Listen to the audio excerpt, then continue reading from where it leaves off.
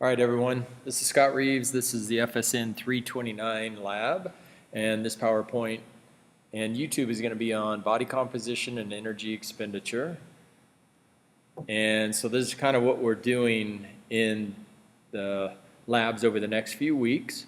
So obviously we'll all come into the lab and we'll go through some of this demo in the lab in case you're listening to this the night before. And then this will be the lecture on metabolism and body composition.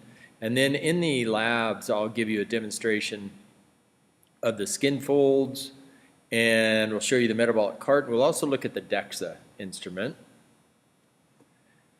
And so let's just start talking about the basics of metabolism. And we know that energy is required to do various types of work in the body. And as your handouts discuss, and also kind of explain is where that energy comes from. Now obviously the three macronutrients have energy, and when we say they have energy, that means that they have foods that have the macronutrients have potential energy in the chemical bonds of the macronutrients that can be metabolized in a way that allows us to obtain energy. As the energy is released from the chemical bonds, some of it is used to make ATP while some is released as heat, right? So those are exothermic reactions, and the human body in general is about 50% efficient in its ability to take energy from one of these exothermic reactions and use it to make ATP. The other 50% of the energy coming from these reactions tends to just be lost or used as heat. Okay? So therefore there's a relationship between heat production and the amount of metabolism or energy expenditure occurring in the body. So that's the basis of direct calorimetry.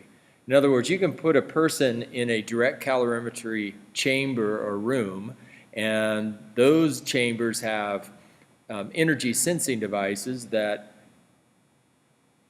measure how much heat a person is giving off, and that basically is how many calories they're burning. So you can use that in order to determine how much energy they need to consume in order to meet their energy expenditure demands. So that's direct calorimetry, not commonly used, expensive to use, but a more common method of measurement of caloric expenditure is indirect calorimetry. And so this is based on the relationship between metabolism and oxygen usage. So this isn't heat production, this is oxygen usage. And you can measure how much oxygen a person is using by measuring how much oxygen they're breathing in and how much oxygen is coming out. The difference is oxygen use, and that oxygen is used to make energy. So that's the relationship there. So you can measure heat or oxygen usage as a means of measuring a person's energy expenditure. This could be resting, this could be during exercise, any of those. So if we determine that energy expenditure and then we express it per unit of time, it can be referred to as metabolic rate. And remember, a lot of times when we're talking about energy units in the body, we're talking about kcals. So if you remember the definition of a kcal, it's the amount of heat or energy required to raise the temperature of 1 kilogram or liter of water by 1 degree Celsius. Right? So now if we say, okay, that's how many kcals are being burned, but if we say kcals per minute or kcals per day, then that's a rate. And because it involves their metabolism, we say, well, that's their metabolic rate. So if you look at the person's total energy expenditure, so this would be all components combined equal the total energy expenditure, the TEE, of a person's metabolism. So if we look at the different categories of caloric expenditure, and we're looking at this pie chart here, and you can see it has at the bottom the legend, the purple, blue part of that pie chart, 65%, that's the resting metabolic rate. And we'll talk about what affects that coming up. But that's, remember, resting metabolic rate is about 2/3 of a person's total energy expenditure. Now, if we add in the other components here, like the 10% thermic effect of food, that means when we eat, it takes energy to digest, absorb, and transport, and related processes to that food intake. That takes calories. That's about 10%. So it's kind of like an indirect cost of eating food. And then the last one is physical activity. One important note is the physical activity component of total energy expenditure tends to be the highest, the most variable. It depends on a few factors. Physical activity includes just walking around, day-to-day activities, working, exercise, all of that is part of this. In other words, you have to have energy in order to do that. That's over and above just resting. So that's also dependent upon size and body weight and body composition, of course, is also going to affect that. If a person is larger in size and they're moving around, then they typically burn more calories. That's physics. So one of the things to think about is, what about energy intake relative to TEE? In other words, if the amount of energy that we consume equals the total energy expenditure, then that person's going to have a tendency to have no change in body weight. If we are consuming more than we are expending, then we're going to tend to gain weight, and vice versa for if we are eating less than we are consuming, then obviously we're probably person's going to tend to lose weight. So there's this balance here. And one of the questions is, how do we recommend how many calories a person should be eating? Well, sometimes we do it without actually measuring how many calories they're burning, and that can be problematic. So we'll talk about that as part of this lecture. So a little bit more on the basics of a metabolic rate. Basal metabolic rate, or BMR, is a term that basically means the energy needed to maintain cellular processes throughout the day. Now, basal means kind of baseline, or the person's lowest metabolic rate. So in order to measure this, it's in a clinical setting. So in other words, they would come into the lab or an outpatient clinic or a clinic, and they would fast for 12 hours. Then in this case, they generally stay in the facility. They sleep in the facility, they wake up, you let them wake up for a few minutes, maybe void their bladder, no food, and then they remain in the reclined or resting position, and then you measure their metabolic rate. And because it's under these conditions, this can be called their basal metabolic rate. Resting metabolic rate is a little bit different than basal. This is BMR plus a small amount of additional energy for previous muscle activity. So the criteria to get a resting metabolic rate are not as stringent as those to get a basal metabolic rate. So this is also, a person's resting metabolic rate is after a short fast. So you generally want at least a few hours of a fast. The individual's in a reclined or resting position. Sometimes they're sitting in a chair, sometimes they're laying on a table. But the criteria is not as strict. So in this case, you could have individuals come to your lab facility in the morning. They will be fasted, and they come into your lab. You let them rest for a few minutes, maybe 5 to 15 minutes, and then you can start measuring their resting metabolic rate. It's going to be slightly higher than basal because of the physical movement that they've made in order to get to the facility, for example. Then that is a slight difference. So BMR versus RMR, they tend to be within about 10% of each other. Even though they're often used interchangeably, they are different. Resting metabolic rate, though, is the same as resting energy expenditure. So RMR is the same as REE. Those are the same. What are some factors that affect metabolic rate? Well, one of the most significant factors is body size. So in general, the larger organ systems, like the respiratory system, circulatory system, so the breathing and the transporting blood, pumping the blood, if those tissues or systems are larger, then they're going to require and use more energy than if they were smaller, right? For example, if I'm measuring a very large person on a metabolic system, and then the next person that I measure is a smaller person, smaller in stature, smaller body weight, sometimes you'll see a twofold difference in a resting or a basal metabolic rate. It can make a big difference there. Another reason body size is a significant effector is that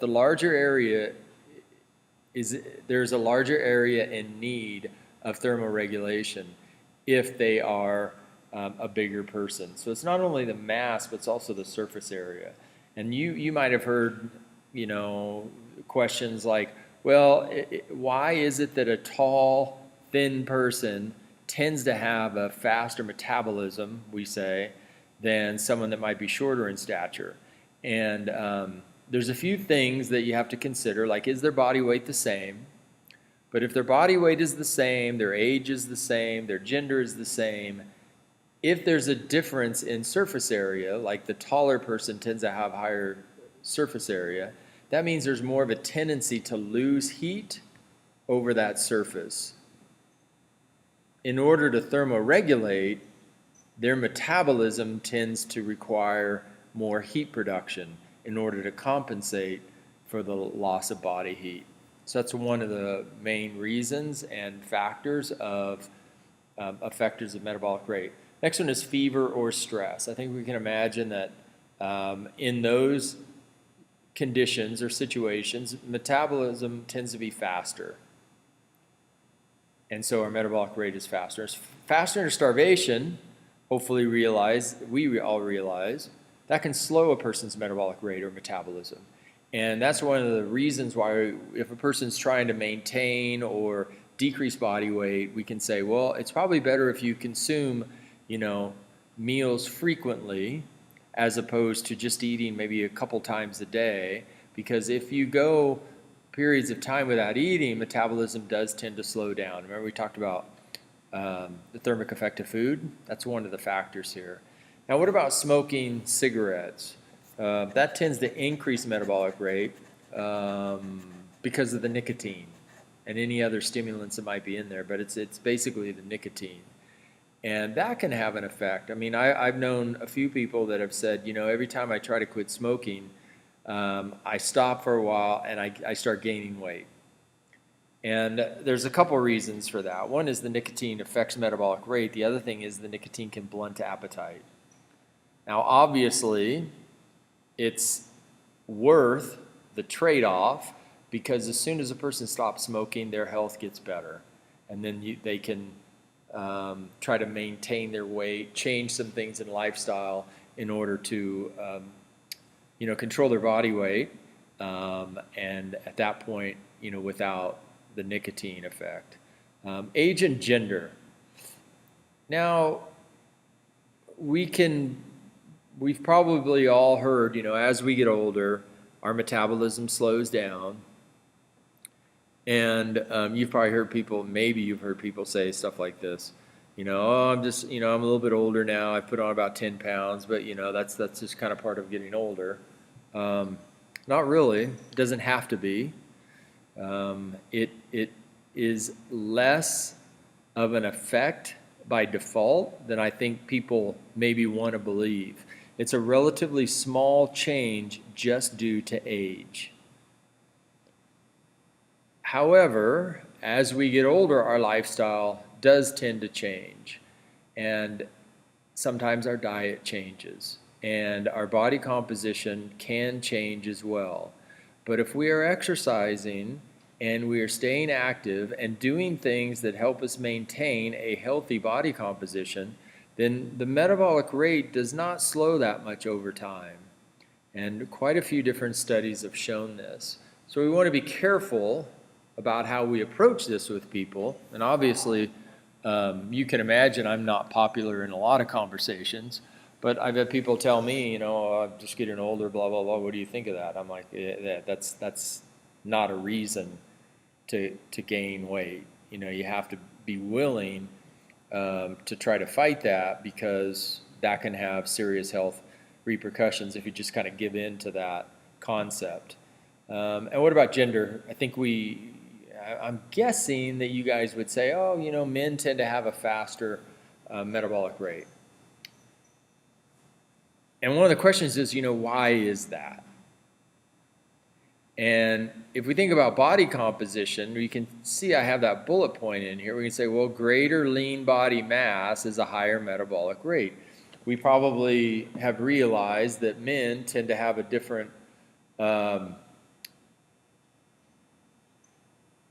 body composition than women. In general, men tend to have about a 10% lower body fat percentage, and that tends to mean that they have a higher muscle, and that tends to make their metabolic rate faster. So one thing to think about, if you have two people, if you have a man and a woman, let's say they're both same height, same body weight,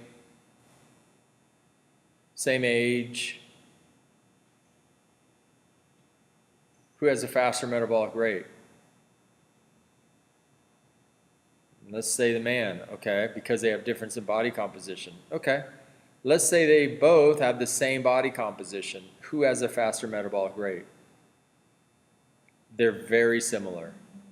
So body composition is a bigger factor or difference between them. So let's look at this components of energy expenditure. I've already mentioned a little bit about muscle and how that can affect metabolic rate. But let's look at the sum of metabolism in each of the tissues comprises the resting metabolic rate.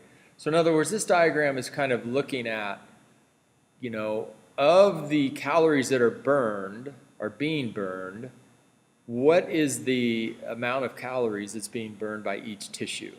So this is in a different textbook. You can see down at the bottom of this a reference. This is from a really good detailed nutrition textbook that I use sometimes in graduate classes. And it has this chart in here. And this chart basically, as you can see, this is the distribution of resting metabolic rate in a percentage. So in other words, this is 100% of the energy that's being expended in resting metabolism. And you can see it's kind of partitioned here. So if we look at this and we say, well, and then on the x-axis, this is age. So let's look at a newborn. Newborn, we go up here, how much of their total energy expenditure is being expended by the brain? Over 40%. Over 40% of a newborn's energy is being used by their brain and central nervous system. You'd never know by looking at them, would you? It's not like they're doing heavy thought processing, but you can imagine there's a few things. One of it is, all of that development that's occurring in that tissue at that point is extremely energy dependent. So that's part of it, the kind of tissue itself. But another part of it is they tend to have, I don't know how a nice way to say this, they tend to have big heads relative to their body, right? And that's another reason that's set up this way, or you can see that. But look at the muscle. That's a small amount. As a matter of fact, in newborns, their brain is expending, probably 8 or 10 times the energy that the muscle is. Look at liver. At that point in a child's life, their liver is using more energy than muscle in the resting scenario. Look at kidney. Their kidneys are using about the same amount of energy as muscle. Heart is relatively small at that point. And adipose tissue. Is that because they're lean? No, they have a lot of body fat.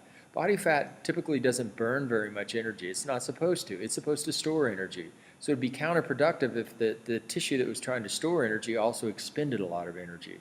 It's not because they don't have a lot of adipose tissue. I know, speaking of myself, I look like a fat cell with a face when I was a baby, and I still give my mom grief about that because of how I was fed, and it just made me a really, really fat baby. And even though I had a lot of fat tissue, that fat tissue would not have been burning a lot of calories. Then you look at some of the other tissues. So let's look at over the age factor. So let's say we go to 10 years of age, 20 years of age. Look at 20 years of age, how much that relative amount of energy expenditure has gone down in the brain. It's probably now about 25%. Muscle is, what would that be? Probably 15 or 20%. And even at that point, look, the liver is about the same as the muscle. Okay, these have changed a little bit, but look over time. Now, imagine we keep going here. Now we're at 30 years of age, 40 years of age, and let's say 45 years of age. If you look at this in a resting scenario in adults, their liver is using as much energy as muscle. And that's about the same as the brain and central nervous system. One of the things to think about is, what if we were to continue on with this and we saw, for example, a 70-year-old or an 80-year-old? What kinds of changes would you expect to see here? Well, you could probably argue that one of the most significant changes is in muscle. Their muscle is going to tend to become lower and lower, and that's going to have a lower effect on their energy rate. So as we get older, if we do not actively try to maintain that muscle, the tendency is to lose that muscle. And that's, again, activity levels, the type of exercise, and also the default aging. If we don't use muscle, we're going to tend to lose it. It's an adaptive response, and that's going to decrease our metabolic rate. So of these tissues that we can kind of control, of these tissues, the one that we can control is probably muscle. So it's really important that as a person gets older, they try to maintain muscle in order to keep their energy expenditure or their metabolic rate at a higher level, because that gives us the opportunity to consume more nutrient-dense foods, to make sure that we get all our nutrients, to make sure that we are also supporting a healthy lifestyle, and we're able to do that because we're maintaining our muscle, and that's keeping metabolism faster. That also has some other associations. So it's really, I think, important, and I know I'm talking probably to the wrong crowd here, but you guys need to tell your parents and your friends and your grandparents that it's very important that they maintain an active, rigorous lifestyle as we go through the aging process. And here's some reasons why. These are advantages of maintaining muscle mass. And if you want to read this review article, even though it's a few years old, Robert Wolf is a kind of a pioneer guy in this, and I've seen him talk a couple times about this. He's one of the top experts in the world on muscle physiology and how nutrients are related to things like muscle protein synthesis and muscle protein breakdown, and then some of the health effectors.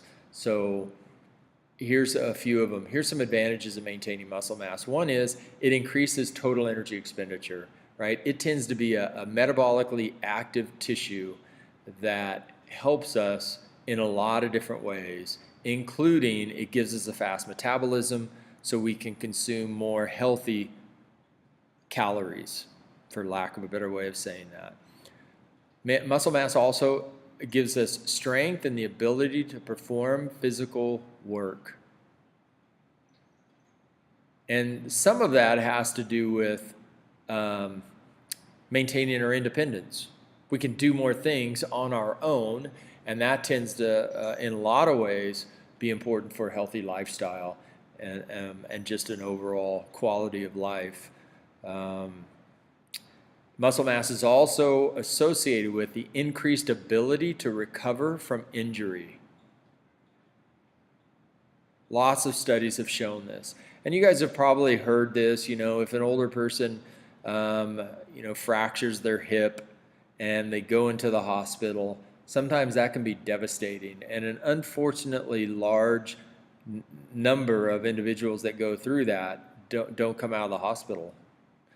Or they end up going from the hospital to a care facility, and they never are able to maintain their own independence anymore. The more muscle mass a person has, the better they can recover from those injuries. But overall, in general, muscle mass is associated with a better recovery from lots of different injuries or traumas. The next one is not worded very well, but muscle mass can increase the resistance against, which maybe decrease the risk of insulin resistance and high blood glucose. Muscle is one of the most important tissues that functions as a glucose sink. In other words, that's where a lot of that glucose can be stored and should be stored. And if we lose that muscle, then blood glucose tends to go up, and that can be hard to maintain. And then eventually the pancreas can become overwhelmed with that chronic high blood glucose, and then the pancreas starts becoming dysfunctional because of effects on beta cells. So again, really important to hold on to muscle mass because it helps us control blood glucose. And the last one is it helps us maintain bone mass. We've all heard of, you need to do weight-bearing exercise because it helps us, lose fat and retain muscle. Well, it doesn't have to be weight-bearing, but it needs to be relatively rigorous exercise that causes muscle fibers to pull on bone because that will stimulate the bone to maintain minerals. And that can help maintain bone density. That can decrease the risk of osteoporosis. It doesn't have to always be weight bearing. It could be something like resistance training. Could be weights. Can be resistance bands. Can be calisthenics with our body weight. Can be yoga. Even riding a bike sometimes. Things like that stimulate that muscle. But I also want to make another point here. It's important that the exercise is rigorous, even though we're getting older. I've talked to a lot of people and trained people as they get older, and a lot of them are afraid to lift heavier weights or do strenuous things because they don't want to get hurt. And I think that we want to keep in mind it's important that they don't get injured, but it's also important to keep in mind that they keep pushing. They need to do strenuous, rigorous exercise. That's the type of exercise that promotes muscle retention better than cardiovascular or low-intensity walking and things like that. Now, walking and lower intensity should be part of it, but an exercise regimen should also include high-intensity stuff. You do not recruit fast-twitch muscle fibers without stimulating them with intense exercise. And in general, approximately half of the muscle fibers in skeletal muscle are fast-twitch. If they aren't stimulated, they have a tendency to go away. So it's not a good idea to ignore them and not do high-intensity stuff because that muscle can be lost and then you'll have some of these negative effects. Okay, so there's my soapbox. I think we went through that enough. So let's look at some other things. So we've talked about a little bit about how body composition can affect metabolic rate. And so let's talk about some of the methods that are used in order to actually measure or assess body composition. The first one listed here is called hydrostatic weighing, also known as underwater weighing, or what are some other terms? This is basically when a person gets into a tank, submerges their entire body, while sitting on a chair that is suspended from a scale so that we can get their underwater weight. And some of you might have done this, some of you might have done this to other people, which tends to be the better of the two or more enjoyable. The tank, and let's just say it on there, it doesn't have it. So actually they do, available at Cal Polyfit. In their kinesiology tower or building, I think it's on the second floor, there's a water tank there that you can individuals can go in there and they will weigh you first outside the tank in your bathing suit, and then you will climb up in over this side of this tank, and the water in the tank is probably only about 3.5 feet deep. So risk of drowning is minimal, but a person climbs up into the tank, and submerges most of their body, tries to purge any air that might be trapped underneath their bathing suit. They get their hair wet. They should wipe their skin down to try to get any bubbles off of it. They should wear a nose clip, and they should hold on to the chair so that their feet sit in the chair, hold on to the handles, lift their feet off the bottom of the tank, and then they lean forward into the water so that their head becomes completely submerged. And as they do that, they exhale every bit of air out that they can. It's very important that they exhale all of their air. And I used to always tell people, if you don't blow out all of your air, it will increase your percent body fat because you're more buoyant. And that tends to be motivating. So they sit still for a few seconds after they've done that while the technicians in the room are watching the scale to try to get the heaviest number and the most consistent number that they see on that scale. And then they will tap the tank and they will say, okay, you're fine, take a breath. And generally you'll do that, you'll weigh a person underwater about 8 to 10 times. Because you're trying to get the 3 heaviest body weights that are within 0.1 kilogram of each other. If you don't do it that way, then that can affect accuracy of the actual weighing.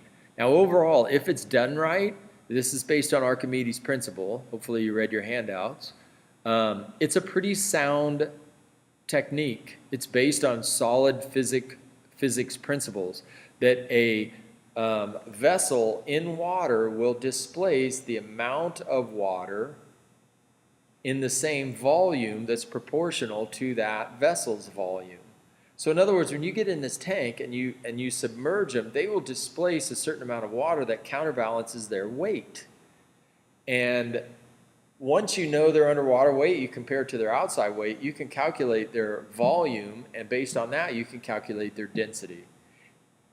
Because you have their mass and you have their volume, you can solve for density. Remember that equation. And once you have density, you can use another formula that'll tell you what their percent body fat is, how much fat mass they have, and how much lean mass they have. So underwater weighing separates the body into 2 compartments. There are assumptions in this process that can affect accuracy as well. And one of them is called residual lung volume. You're assuming that a person is blowing out all of their air until they get down to what's called residual lung volume. And that's a correction factor in that formula. So that can throw it off if they don't do it right. So if a person's not comfortable in that tank, you're probably wasting your time because your data is likely going to be compromised because of that. If they're moving around in that chair or they're not comfortable for whatever reason, that room can be claustrophobic. That can affect some people. So that can affect it, as things like that can. But overall, it can be pretty accurate. Precision is a slightly different issue. It might not be as repeatable as some of the other methods, but overall, not bad. And this used to be, it wasn't that long ago that this was one of the gold standards of body composition. I think it's still worth doing because of the exercise and learning on how it works and everything. But we used to do it in the 329 labs before we got our DEXA instrument. And so it hasn't been that long ago since we switched over. So advantages and disadvantages, I've gone through some of them. Some other disadvantages, of course, would be, you got to have dedicated space for this tank. You got to have some training of the technicians. It's not for everybody. Older people, kids, probably not good populations to try this method. It's obviously can't be used in remote locations. That tank is pretty big. It's stationary. You got to maintain the water and the temperature of that water as well. So it's got to be. There's some upkeep and maintenance in these facilities as well. Most of the time, it's pretty cost effective to have this done. I think students actually can have it done free if they go to PolyFit now. But even if a facility does have it, then like in the community, sometimes you can do that relatively cheap. So that's hydrostatic weighing. The second one on here is BIA, bioimpedance analysis. PolyFit used to do this. I actually have one of these in our lab. I actually haven't even taken it out of the box because someone in our department got it, and we were doing a research study together, and they wanted to use it at the same time we got the DEXA, and I just didn't see the point. But I probably should at least try ours. This is the one where electrical resistance is measured. So in this case, the person, typically lies down on a table or reclines in a chair, and they remove one of their shoes and their socks and jewelry, and that's about it. And then the person with doing the testing hooks up an electrode, typically to the back of their hand or their wrist, and the other one usually goes around the top of the foot or the ankle, and then the device is activated, and it sends an electrical current between the leads. And the resistance between the leads is measured in ohms, and then that is used to calculate how much body fat a person has. It's based on the principle that body fat conducts electricity less efficiently than lean tissue. Body fat has very little water. Lean tissue has a lot of water. So they have different electrical conductance properties. And, but based on that, that's also one of the problems. But let's go through the advantages. It's very easy, it's simple, it's fast, it's inexpensive. The instruments vary in price. In general, the more you pay, the more accurate it is because they use different frequencies for the electrical current and multiple frequencies, some of them. But an instrument, you could probably get an instrument for $1,000 or $2,000, and that's a pretty general price. What else? Very little training required for the tester. Disadvantages. Accuracy is a problem. It tends to be affected by hydration status significantly. And so that's one of the disadvantages. What else? I would say for an advantage, bioimpedance is actually potentially useful tool to measure hydration status and also water movement in the body, like whether or not it's interstitial or intracellular, which some studies are interested in for thermoregulation and things like that. So there are some advantages to it, but I wouldn't say it's a great way to do body composition. I can't think of anything else. Skin folds. So we're going to do this, skin folds in this lab, and I'll give you a demo. And some of you might have already done it before. And the skin folds, and some students in the past have called these fat folds. These are skin folds. They are skin folds, not skin pinches. So if you would keep that in mind. This is based on a relationship of subcutaneous fat to total body fat, and that's not a bad relationship. In other words, it's fairly strong. By taking the fold of skin and measuring the distance in that fold to the size of that fold, you get an idea of how much subcutaneous fat there is, and there's a pretty strong relationship between subcutaneous fat and overall total body fat. Now you can do several different combinations of measurement sites. The one that we're going to use are 4 different sites, and I use those, we use those, because from my experience, they tend to be a good, accurate combination, and also because we have mostly females, these are good sites for that as well, pretty easy to take measurements. And what we're going to do is we're going to now compare skin folds to DEXA. So we'll talk more about this coming up, but what are some of the advantages? If a person does it right and they've had training, skin folds can be relatively accurate. Right? They're non-invasive, they're easy to do, they're fast, inexpensive. You can do them anywhere almost. I've done them on rugby fields in the middle of nowhere to gyms to weight rooms, all different kinds of places. Other advantages. Boy, they're so commonly used. You can kind of you get fairly easy comparisons between different people. Disadvantages. It takes training. You tend to need some experience in order to do these more accurately. So that can be a disadvantage. The calipers, I guess an advantage would be the calipers can be pretty inexpensive. The ones that we have, they're older, but they tend to be the best, one of the better brands. They're about $300 a caliper. I think we still have 3 sets of them. So I don't know if I'd call that a disadvantage, but I'd say definitely one of the disadvantages, outliers tend to be really problematic. So if a person's very lean or has significant adipose tissue, it tends to really get harder, more difficult to get an accurate reading. So, but overall, we're going to do those. I'll talk more about those. DEXA analysis. So we'll talk a little bit about DEXA. So the DEXA analysis is dual energy X-ray absorptiometry. And it's called that because it emits X-rays in 2 different energy profiles. And by using the 2 different energy profiles, DEXA can separate the body's tissues into 3 compartments. So rather than the 2 compartments for hydrostatic and bioimpedance and skin folds, DEXA also gives you bone density data in addition to lean body mass and fat mass.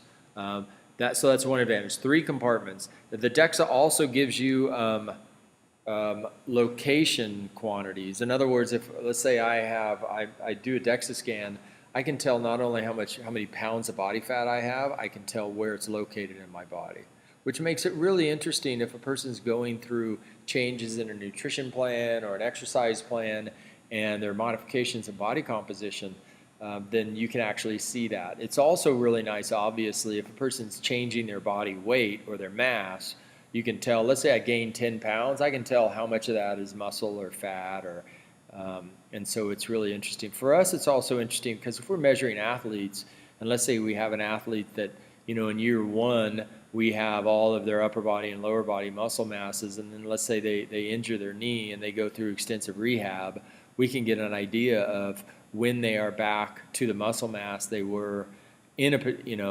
previously before they hurt that leg. So we can look at asymmetry and symmetry in their important tissues to see, to get us some more specific data on things like that, and that can be helpful.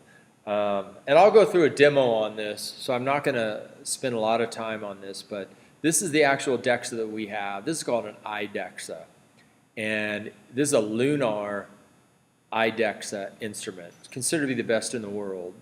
And I got this for research projects a few years ago, and about half of the money came from nutrition students' college-based fees that we accumulated, and then the other half came from a friend of mine that was the dean of research a few years ago, and I went over to her office one day and I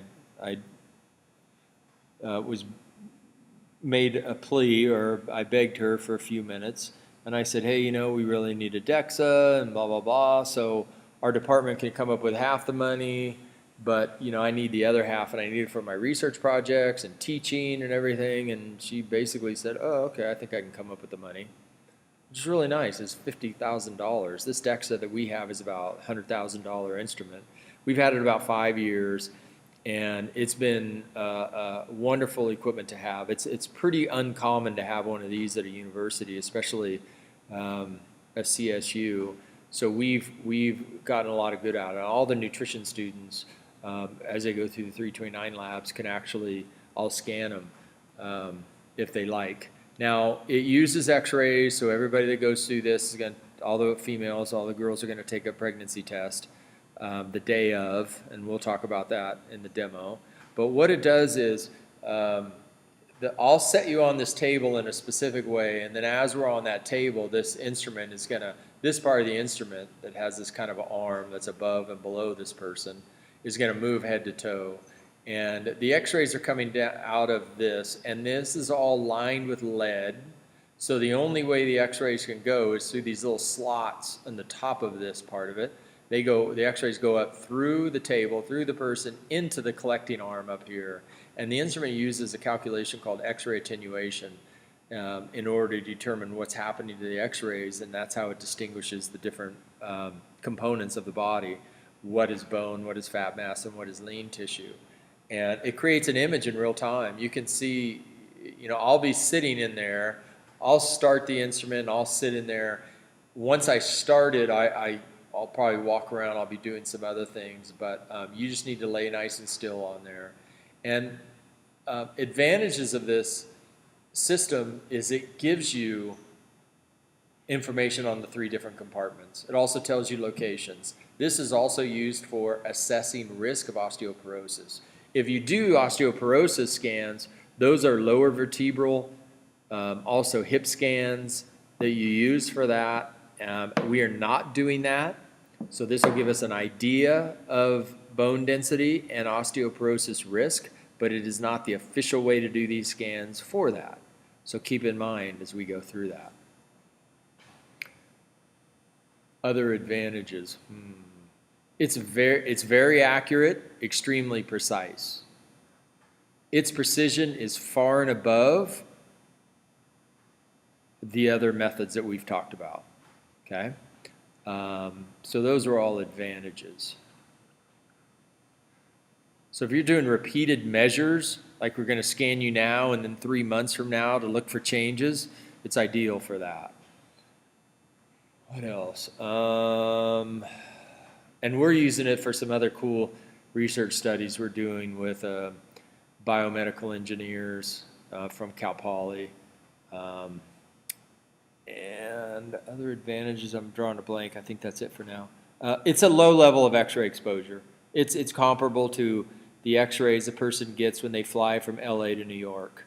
That's the most commonly used comparison by the company and GE.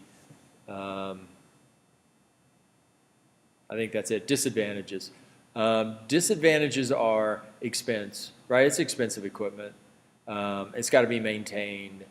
The person that runs this, I'm certified through the state because I've gone through a training program that was a few days of training, and then I studied all the information I got from that training program. Then I sat for a state exam, and then once you pass that, you get your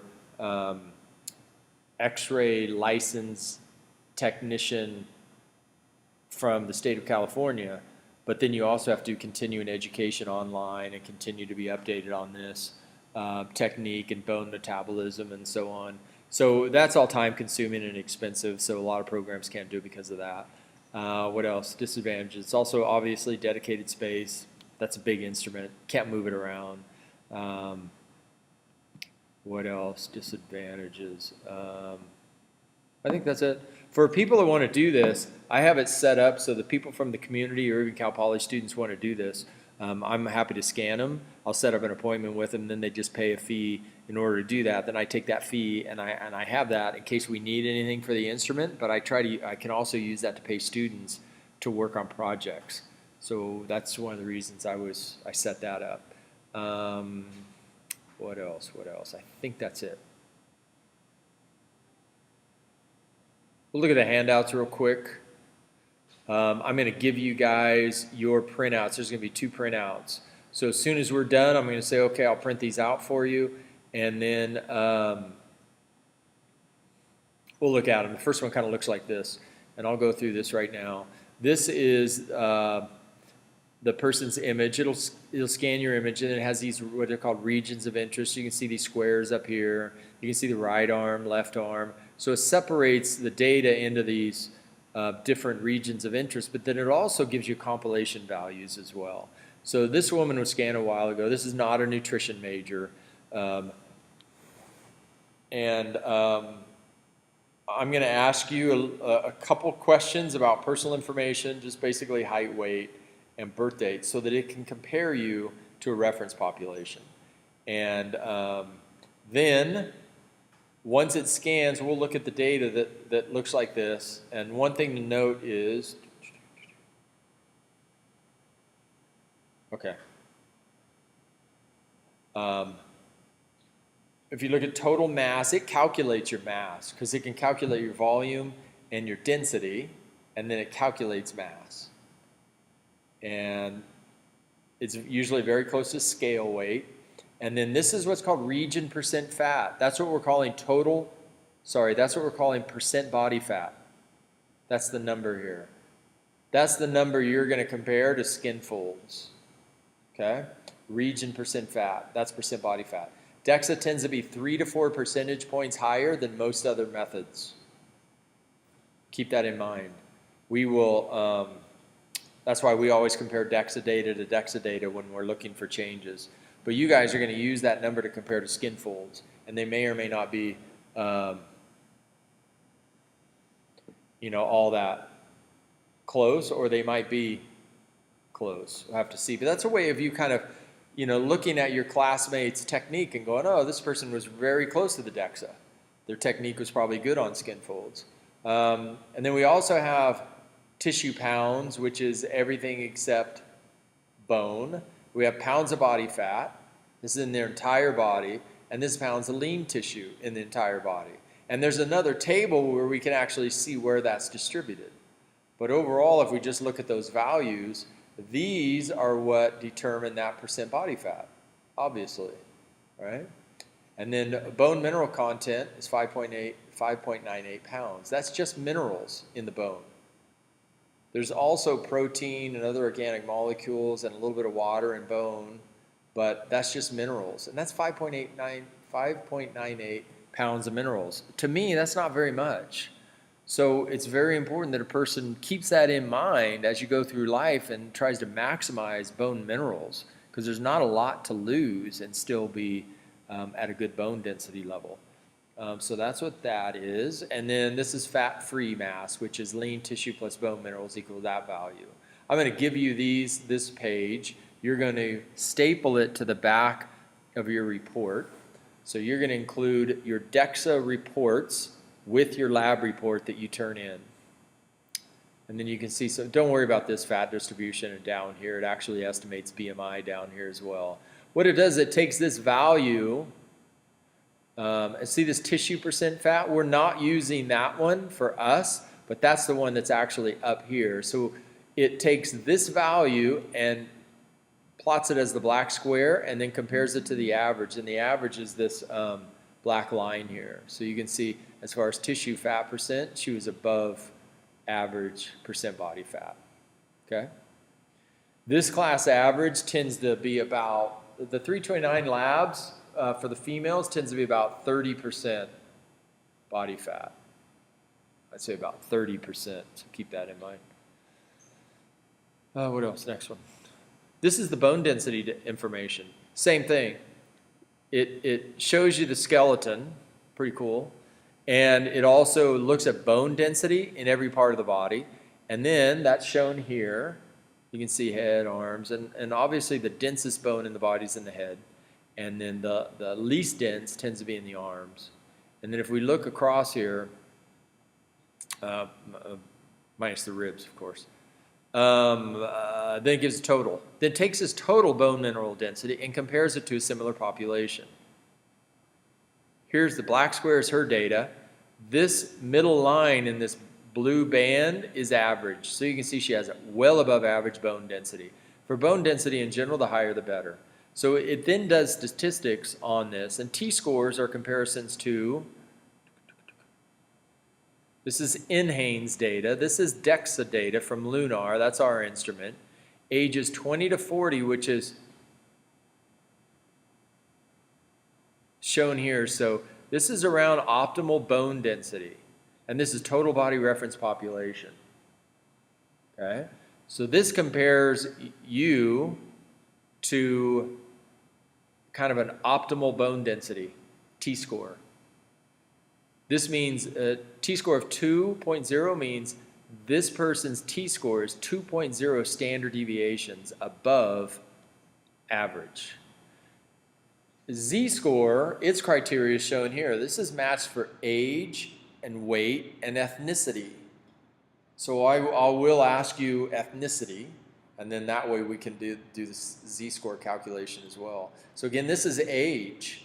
So as we get older, it's interesting because now rather than comparing your bone to somebody that's 25, we can take a 70-year-old and compare him to other 70-year-olds. Got it? Okay. And because she's female, it compared her to female. Got it? Some of you are going to have average bone density. Some of you are going to have higher than average bone density. A few of you are going to have lower than average bone density. And in that case, if you want to talk to me about ways to maximize bone density, I'm happy to do that. You can see, for example, in this woman's profile, this is across the board, at menopause, when there are hormonal changes, bone density drastically changes. And that's what this is showing here. So women, you tend to have this steep loss of bone for a few years until it kind of lessens losses later on a few years after that. So the name of the game is add as much bone as you can early in life, because later in life you're losing more bone than you're adding. You've all talked about that in other classes. All right. I think that's all I have to say there. Again, you'll include this with your report. So here's Skinfolds. I'm just going to walk through this real quick, then I'll give you a demo on this. We're going to do 4 locations: suprailiac, subscapular, tricep, and bicep. We're going to use the American College of Sports Medicine guidelines. And you have those in your handout, just briefly. So that's what we're following there. And you can see the location of the calipers. This is a good way to look at this. This is the fold. You're going to take your thumb and your index finger to make the fold. Again, this is not a pinch. So in general, you're going to take maybe a little bit more of a fold than you would think. Just think fold, not pinch. You want to be able to take the fold with your thumb and index finger, and then you're going to hold it with your fingers while you measure with the calipers. The calipers are going to be about 1/4 inch away from your fingers. You're going to release all of the pressure on that caliper so that the ends of the caliper are located between the crest and the base of the fold, about halfway between the crest and the base of the fold. And you're going to release the pressure on that caliper, and the distance between the ends of the calipers is shown on this indicating dial in millimeters. So you're going to measure this and go, okay, let's say this is 12 millimeters. And then you're going to note that. And we're going to rotate through these sites: suprailiac, subscapular, tricep, and bicep. And again, I'll go through this demo. This is what we're going to do. You're going to optimize accuracy. You're going to do 4 sites we just mentioned, 2 to 3 measurements at each site. Then you're going to average the measurements at each site. And then you're going to want those measurements at a site to be within 1 millimeter of each other. You're going to have 3 of your classmates do this to you, and you're going to try and do this for 3 of your classmates. Record all of the data on your lab report worksheets. Then what you'll do is you'll average those values from 3 of your classmates, and that will be called your Skinfold % body fat. And then you're going to compare that to DEXA, and you're going to talk about why they may or may not be close and what are some of the factors. Okay? These are the sites. Again, I'll demo these. Suprailiac. This is a 45-degree fold. So you're going to go up iliac crest. You're going to go about an inch above that. Above the iliac crest, but slightly anterior. Don't get back here when you do that. And then you're going to take your index finger basically on top, thumb below, take that Skinfold, and then measure at a 45. Sorry. So it's not a horizontal fold. It's not a vertical fold. The easiest way to do this is have the person just say, okay, find the top of your hip bone with your thumb. Put your thumb on your hip bone. And all of the measurements are on the right side. I should mention that, of course. All of them on the right side, so right hip, right arm for all of these. And then have them put their thumb on there, and then you can go from there rather than you poking them for a few minutes trying to find their hip, right? Okay, and then you rotate through. So what you do is you take the measurement here and write it down, and then you go to the next site. So let's say, for example, you do the bicep, write it down. Then you do tricep, write it down. And then you do subscapula, which is shown here, 45-degree fold, about an inch below the corner of their scapula, shoulder blade, right? And again, find that with your thumb, go down about an inch and do a 45-degree fold. Then write that down, then rotate back through. The reason is because those forceps will change the consistency of the texture of the skin. They'll compress it a little bit. We want to give that skin a minute or two to retain its normal texture or structure, and then we go back and measure it again. Got it? That's pretty simple. And then you're going to write it down here. And again, you average across. So this is an average. This is an average. Average, average. Then you total your averages. Total your averages. Do not average your averages. No one is that lean. Okay? Total your averages here, and then use the table that I have in your handouts, and I'll show you that when we go through the demo. Good? So then your measure number 1 will initial, measure number 2 will initial, measure number 3, right? And then you take these 3 and average that. Got it?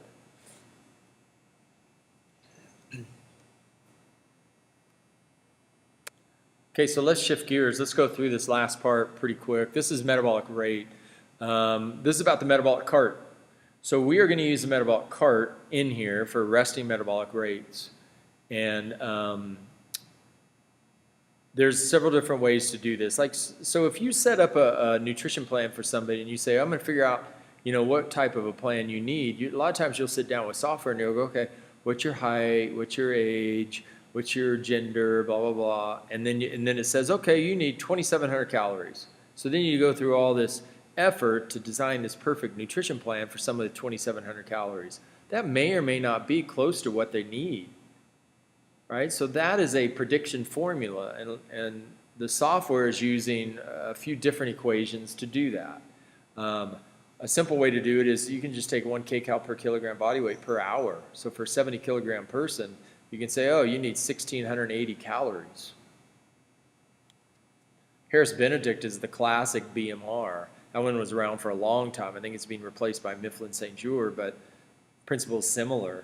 It's just constants based on data that they have. They came up with this formula to try to match the measured values with their predicted values. And right, these are predicting equations. For females, you just have a constant 655, and then you add 9.6 times their weight in kilograms. It's 1.85 times their height in centimeters. And then minus 4.68 in their age. And this is in your handout. You're going to do this. What you're going to do is you're going to calculate a Harris-Benedict for yourself, and then you're going to compare that to the actual measured value in the metabolic cart. Okay? These are rough estimates. They're predictions. They're easy to use. They're non-invasive. However, in general, they tend to overestimate needs. So you'll compare this and see if it does indeed overestimate what you get on the cart, and then you'll talk about why there might be differences. Okay? So if you look at this, for example, no compensation for things like body composition, right? Metabolic cart incorporates that. That is an inherent part of your metabolism. So if you're actually measuring using a metabolic cart, it takes into consideration things like body composition, because that's affecting your actual metabolic rate, and you're measuring your metabolic rate directly. Okay? Direct calorimetry, we talked about that. That's the amount of heat production. Again, that's intensive, limited facilities. That's expensive, not easy to do. But generally what you do is you go in one of those chambers for a while, They actually have chambers for indirect calorimetry as well. UC Davis has one. I went up there a few years ago, and they can have somebody live in a little room overnight. They have 2 of these metabolic rooms, and they have air inlets that they're constantly sampling the air and measuring oxygen and CO2, and it'll tell you in that environment how many calories that person burns in a 24-hour period. They're pretty cool and creepy at the same time. There's researchers in there that are basically monitoring the situation. And there's a little room in there, little blinds you sleep behind, you have a reclining chair, you've got a little desk. They give you all the food through a little airtight door. And so it's interesting, not for everybody, obviously, but another way to do that indirect calorimetry is with a metabolic cart, and that's what we're going to use. So it's got a CO2 analyzer on a transportable system that you can actually use for this. So that's what we're going to do. The carts are about, I think we paid about $26,000 for the cart. And again, with nutrition student college-based fees that we had kind of saved up. And we've had that cart for a while, and I'm hoping it lasts for a while, but that's what we're going to use. And so what it does, it measures oxygen consumed, carbon dioxide produced, and by doing that, it gives you the amount of calories or energy they're burning, and it tells you the source, the fuel. So substrate utilization. In other words, if you look at these data, this instrument will do a calculation for what's called RQ, and the RQ is a respiratory quotient. It's also known as respiratory exchange ratio, and it equals the volume of CO2 divided by the volume of O2. So the cart will do this calculation. You'll also do that calculation. And if that calculation has an RQ of 1, gives you an RQ of 1, that means 100% of the energy is coming from glucose. And if you look at your handouts, you'll see why the kind of the stoichiometry of that works out, and it takes means the amount of CO2 and O2 are the same. If the RQ is 7, that means that 0.7, sorry, that means 100% of the energy is from fat. So if you get on that metabolic cart and you have fasted, there's a good chance that the RQ is going to be close to 0.7. Why is that? Why is it lower than the RQ of glucose? Because it takes more oxygen to get energy from fat as compared to glucose. So because you're using more energy, you require more energy to get that energy. That means that number is smaller because your O2 is in the bottom of that fraction, right? And you can, again, look at your handouts and you can see why that's the case. But that's what we can tell. Now, if you've eaten, fairly recently and blood glucose is in a non-fasting level, then the RQ is probably going to be somewhere between 1 and 0.7. So that's a really cool thing about this instrument. The metabolic cart we use in resting scenarios for this, but we use the same cart for exercise conditions. So we can tell like how many calories a person's using during exercise when they're in our lab, and we can also see whether or not they're burning fat or burning carbohydrate at certain types and points in exercise bouts. Okay, so that's the principles behind it, and then you're gonna get a table when you're done. We'll keep you on the cart for about 10 minutes, and then what you're gonna do is you're gonna look for a stable window of data within there. So I'm gonna say, find the 5-minute window. You're gonna choose 5 minutes that has the most stable data for both O2 and CO2. So if you just kind of look at this, you can see early on it tends to be relatively high, and then it gets more stable as you go. And then what you're going to do is once you choose that window, you can do the math. You're going to average the O2 over that 5 minutes. Then you're going to average the CO2, and this is in mils per minute. And then you're going to do the RQ by going CO2 divided by O2, and you get 0.94. That means almost 100% of the calories come from carbohydrate use. Pretty cool, right? And then you're going to look at table 3 in one of your handouts, and you're going to say, okay, the RQ is 0.94 yields 4.973 kcals per liter of oxygen consumed. That's important to correct for. So we're going to correct for that. And what that means is, from equation on page 4 of your lab handout, 4.973 kcals per liter. So in other words, if you look at this and we say, well, remember the average was 255.6 mils of oxygen per minute, we got to convert that to liters.